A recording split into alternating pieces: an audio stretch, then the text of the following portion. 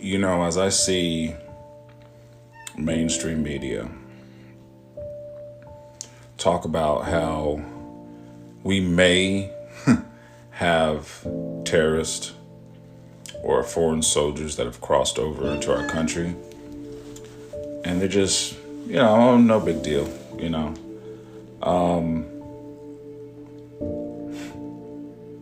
We've been telling you for a very long time.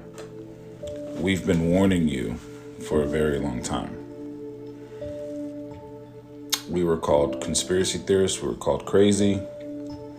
Our videos were banned and deleted for misinformation. And now it's just mainstream news, Oh yeah, by the way, we have terrorists and foreign soldiers in our country. We're an occupied nation. We have no idea who's here.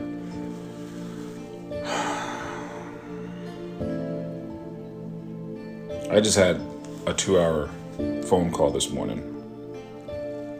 And I don't think I'm ready to disclose what I was told in that phone call. But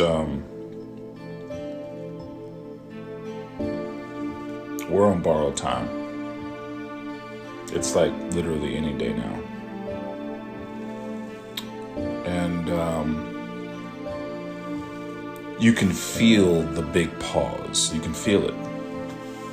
And that big pause is because they're calculating their next move.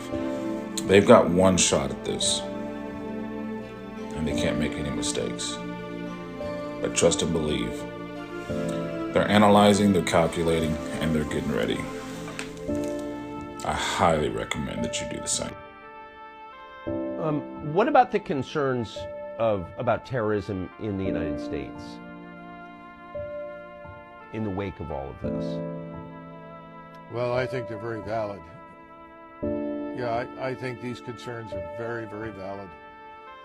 We've had open borders now for the last 2.5 years, but we've had an illegal migration problem for the last 3+ decades. We don't know who's in the country. We really don't. No one at Homeland Security can tell you who is here. The Europeans face something quite similar.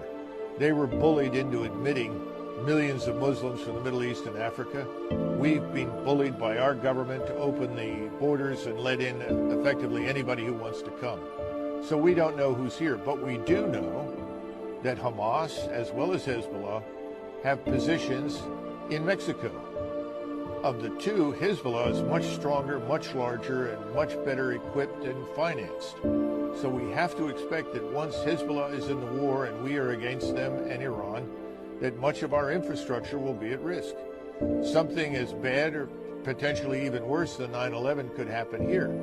This brings us back to the whole issue of immigration and border security.